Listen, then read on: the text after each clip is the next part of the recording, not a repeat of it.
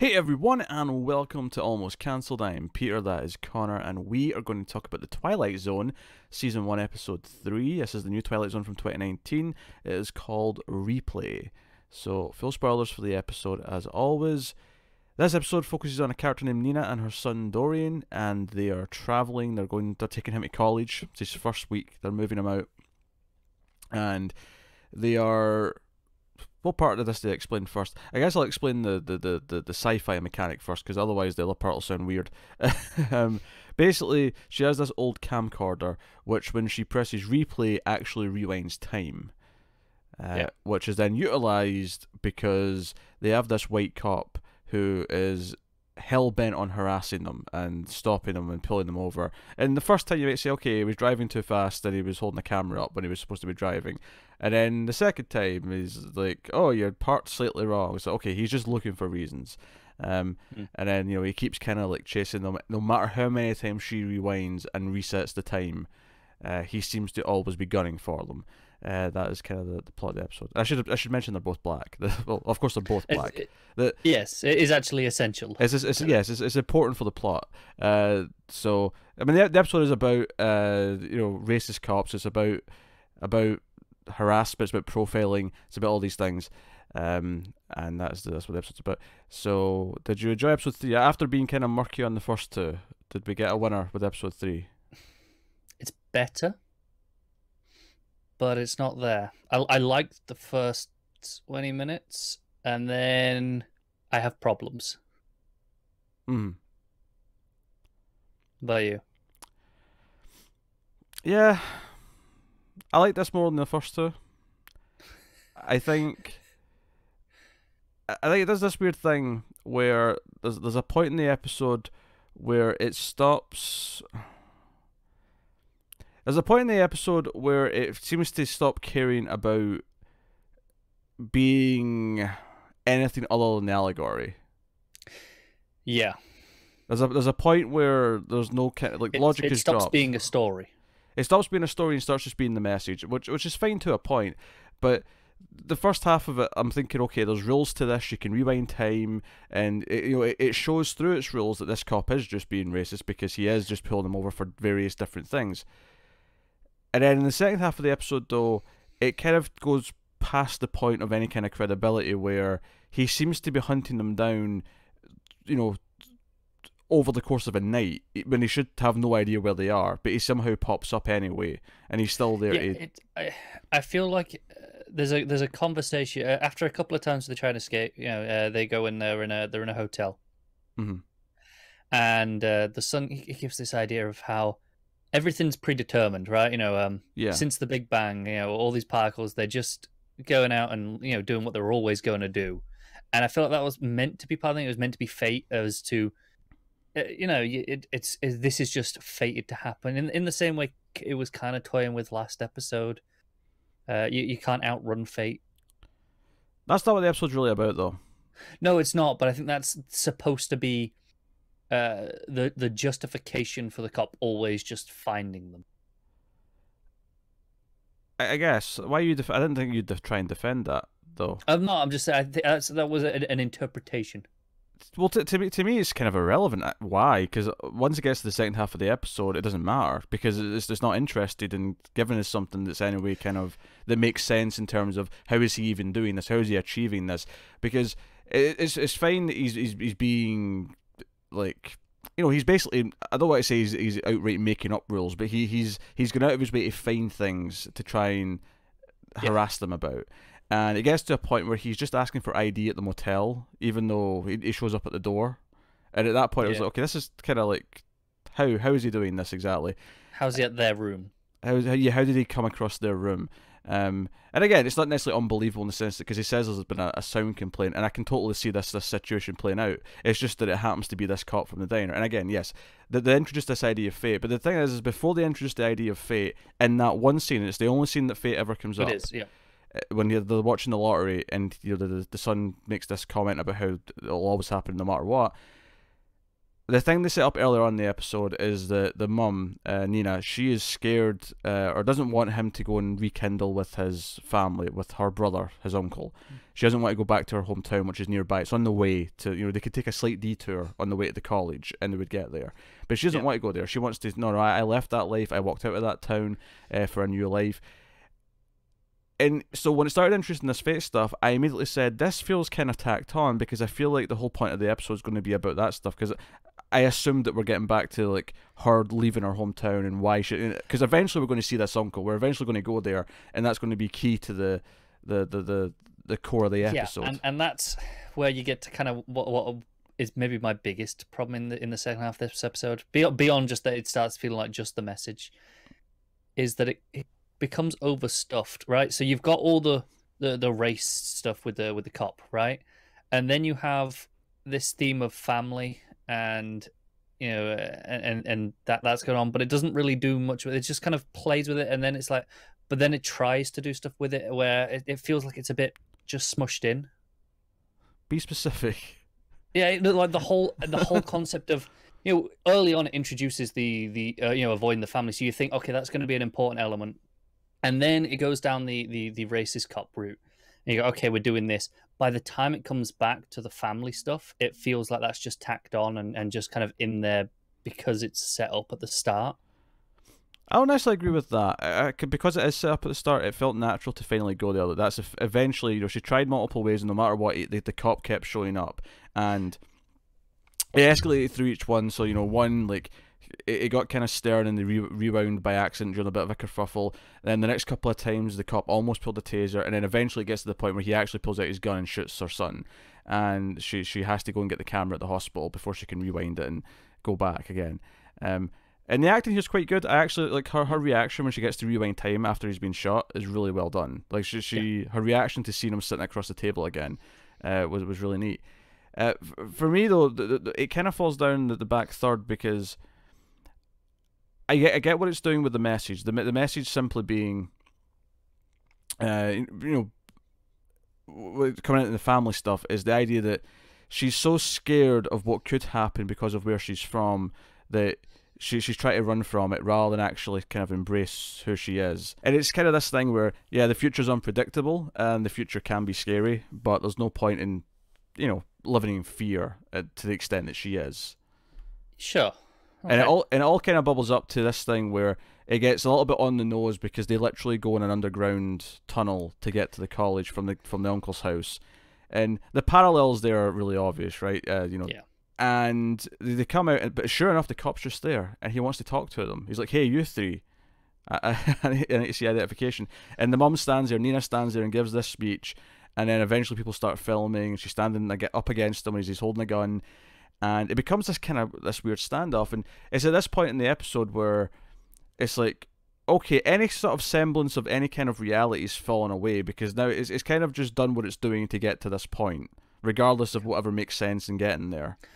Yeah, and I think at this point in the episode, I realized I was quite disappointed in that the rewind mechanic had kind of been just forgotten about. Once she tells her son about it properly, and okay, we're going to the family. Mm-hmm. I don't think it's ever used again. It's not. In fact, I mean, I'm sure. Obviously, there's some symbolic things here with cameras and the idea of filming these types of events where cops harass people and profile people, and how that's kind of made people a little bit more aware of it, right? I think there's some symbolism there with that, which is fine. But after that, you're right. The next time it really comes up, all on her just happened to holding it and filming with it, is in the flash forward where her granddaughter drops it and it smashes, and then she gets really scared, and it ends with this kind of ominous thing where she hears the sirens outside and her son's just left to go get ice cream, and she's terrified. It's this idea that the safety net's gone, so immediately the bad thing has to happen. Yeah. I thought the ending that little end was a bit cheap. It felt a little bit. I don't know. It felt a little bit. I mean, maybe cheap's the right word, but I feel like that's too simplistic. I want to be more specific than that. Okay, I think it annoyed me a little bit. They tried to bring in that fate element again, right here. I think that was the point of this. Is that? But this is the thing. I think this is the thing. The mistake here is not. I don't think this is about fate at all. I think you're taking that one scene, and I don't necessarily blame you for doing it because it is in there, but I don't think this is anything to do with fate. I really don't. Okay. I genuinely, I do think that this is, it was predetermined, as they put it, and they managed to delay it with the camcorder, and the camcorder smashes, and then okay, that's it. The buffer's gone. It's caught back up now. No, it's not. It's not about fate in the straightforward sense. It's more about an allegory for just society in general, and this idea that this is going to keep happening, and yeah, like again, it's kind of murky. I feel like the messages are definitely here more than they were in the last episode. There's definitely some things you can take from this episode and say, hey, this is what it's about. This is definitely what it's trying to do. Last episode we said it was really struggling with mixed messaging of. It was a bit unclear by the final scene of what it actually meant. It's a lot clearer, but to a fault, right? It's like, okay, we get it. Well, I don't know if I agree with that. I still think there's some murkiness at the end. Not so much in what the message is, but what the meaning of. Because the fact that you're so hell bent on the fate thing, for example, and I'm like, I don't even think the fate thing's that important here. It's more. No. I mean. When I said okay, I get. I mean, in terms of that last 20 minutes of it becomes very clear what this episode is. There's no subtlety, right, in it. Yeah, which is fine. Like, I don't think Twilight Zone needs to be subtle. That's maybe another example of it. If it was 25 minutes and it just made its point and then ended, it'd be fine. But it might be better, yeah. But this is the thing though, like because the first half of the episode, I thought, okay, we're setting up these mechanics, and how is she going to use this? And the messaging was already there, because one of my favorite things about the first half of the episode is how if you had any doubts after the first time he pulls them over that he is just profiling them, the second time he just basically goes, oh, your car's just nudged out a little bit onto the road, sort that, and he makes this power play, so it uses its mechanic to tell us who this character really is, in case you had any doubt, in case you weren't already assuming it. The back half of the episode didn't really seem to care about what the mechanics of the episode were. It was just like, we're just going to make a bit of a speech now.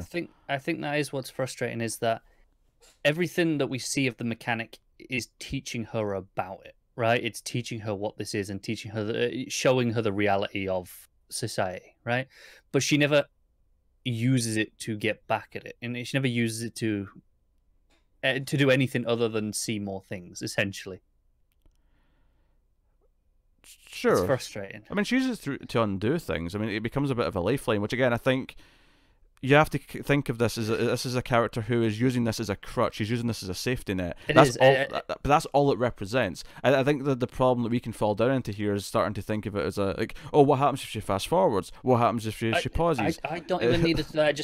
I think I would have wanted to be more proactive with the mechanic. Once she understood it, and instead of using it as just a safety net, used it to her advantage, right?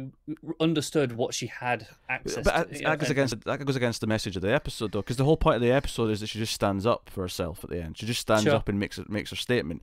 Her using this to manipulate things to her advantage would go against the grain of what the episode's trying to say. It's kind of this frustrating.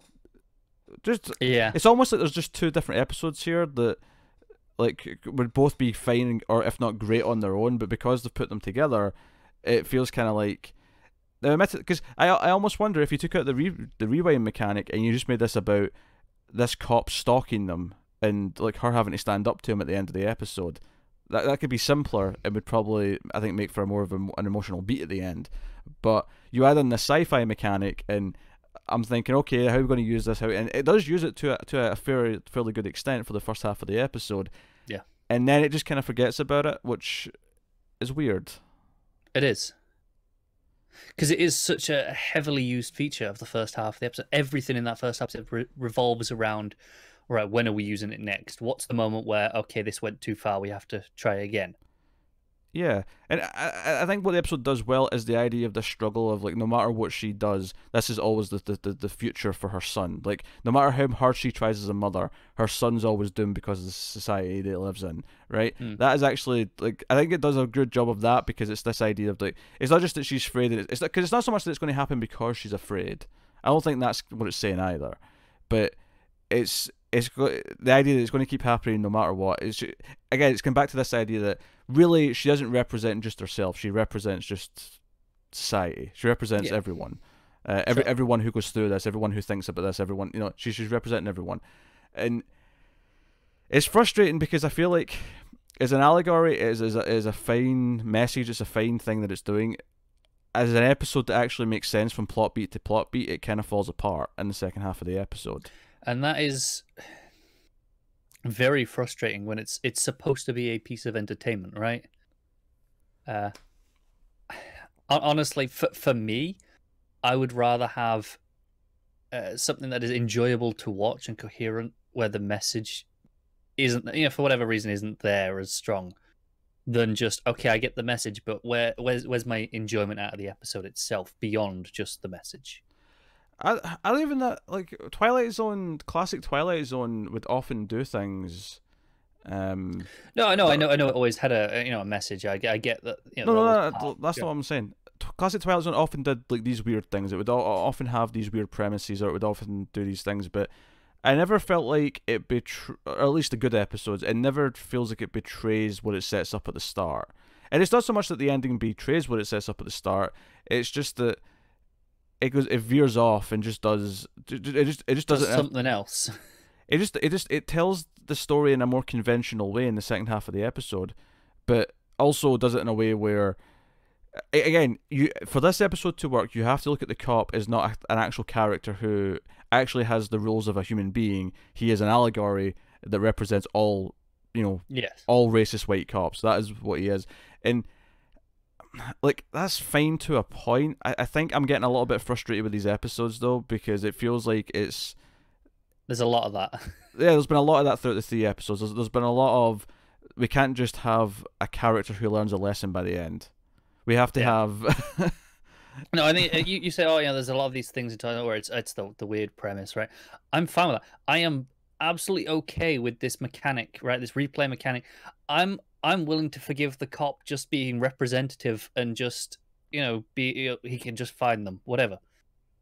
My problem really is that it forgets about that mechanic. It just doesn't utilize it for the point of the story. It becomes irrelevant, and that.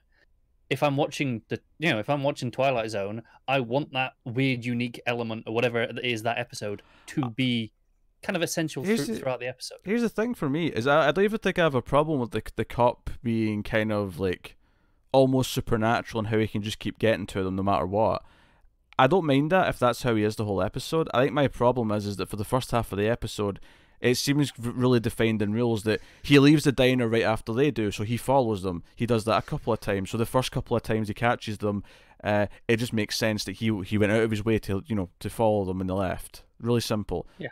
And then one time she decides to leave as soon as she resets time. It's like, oh, let's go out and let's leave quickly. But that makes him almost notice them more. Suspicious because it looks like they're running away. Yeah. And with his racial bias, he immediately just jumps to these things. Yeah, of course. And it just... But after that, he starts like finding them in a motel room, even though he shouldn't. He starts finding them at the brother's house or at the college already. And it's not like the first... Because there is 1 or 2 versions of the timeline where he does know where they're going, but I'm pretty sure in the last one he didn't. I'm pretty sure he had no idea where they were going. No, I don't think so. Because the last one presumably was after the death. That was the last time it rebound. Yes. Yeah, it was. So he wouldn't have known. And yeah, I mean, I don't think the episode cares about answering that. I don't think the episode cares that we are annoyed that it doesn't make logical sense. And again, I don't think I would care if he was illogical the entire time. If he felt like a supernatural force the entire time, where he could just show up no matter what, I think I'd be okay with it. But it feels like it betrays the more defined rules that are set. Because the first half of the episode, well, we have this rewind mechanic, sure, but everything else seems to follow just, physics normal and rules and, logic. Yeah. It follows just the rules of the world. Yeah. No, I'm with you. And then the second half, it just kind of feels like we're in a fantasy world now. We're in a fantasy world just to make our point at the end. And that kind of that's frustrating to me. I had a similar problem with a movie recently, actually. Now I'm thinking about it. Is it a movie you can say without it being a spoiler? I think so. I'm trying to remember what the movie was, though. Oh, okay. So I thought you were being vague because you didn't No, want no, no. to ruin it. What movie was it? There was a movie. Oh, it was Us, which I didn't dislike. I mean, I think Us is a good movie. Incredibly apt for this discussion, isn't it? I don't think, yeah, because Jordan Peele obviously is kicking around. Yeah.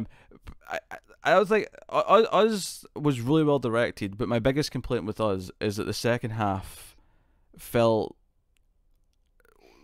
I was not prepared, because the first half of Us was purely like it was this horror movie that was set in the real world about this family being targeted by these doppelgangers, and then the second half, which I can't spoil, but it goes places, and it becomes bigger, and it becomes like, oh, this is what this movie is now. Okay, and that was probably the biggest thing I had with that movie that made it feel not be a home run, because it is definitely good. Like the direction is, Sure. So that's the third frustrating episode of Twilight Zone. I actually think I like this a little bit less after talking about it, because when I was watching, I was really into that first 20 minutes or so. And over the course of the following 20 minutes or so, I was a little bit, I was getting more down on it as it went on, when I realized, okay, well, where we're going, but actually reflect on the whole episode, thinking about it now, I think that back half, it outweighs all the good stuff that the first half does. Which is annoying. I think my biggest problem with the ending, actually, in the flash forward, is that Nina's so horrified that the camera's been broken. She's so horrified, and you don't feel like that. It doesn't have the impact that it's supposed to, does it? No, because I felt like the scene, the real ending where she stands up to the cop with everyone watching. I felt like she overcame the need for it. She overcame it, and she was going to, this was her set for life now. That she'd overcome these odds. She was strong now because she stood up to it and admitted what it was, and faced up to it. And so then to go that she'd be now terrified if the camera's broken felt a little bit, I don't know. I guess it's saying the fear never goes away, and I get that, but it felt a bit weird at the end of the episode.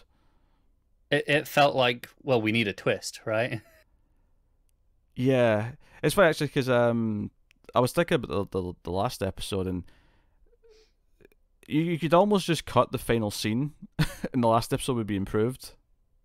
It would, yeah, absolutely. Just because I feel like classic Twilight Zone would have ended there. Classic Twilight Zone would just be the realization that he caused the plane to go down, and that'd be it. Cut to credits. That would have been better. But instead we get the weird murky murder scene. And here, I think, again, it would have been a better episode had it just cut before this final scene. Yeah. Do you know what the problem is? It's too upbeat. It's too much of a happy ending. And relatively this episode, speaking, yeah. Sure, because you've got that final moment where he walks, across the line, the entrance to the college. It's this big. It's a triumphant moment, happy moment, and I'm like, Twilight Zone can have a happy ending. It did occasionally. Not anymore. It can't. Apparently not. Apparently we have to then hit us with no. We're all doomed anyway. Deal with it. This is a post Black Mirror world. Don't forget. I don't know. I think it's still probably the best of the three. Probably, yeah. Maybe not by much though, admittedly, but they've all had very different problems though, haven't they? Kind of. I don't know. Like I'm getting this feeling now that the do you know what it's starting to remind me of, in a weird way? It's starting to remind me of season 1 of Star Trek Discovery, where something's just not clicking. Okay. There's a lot of ingredients in there that seem like really good. There's definitely good ideas. There's definitely good direction here or there. There's definitely it's good acting. Good actors. Been pretty consistent. Yeah. But something's just not clicking in the script.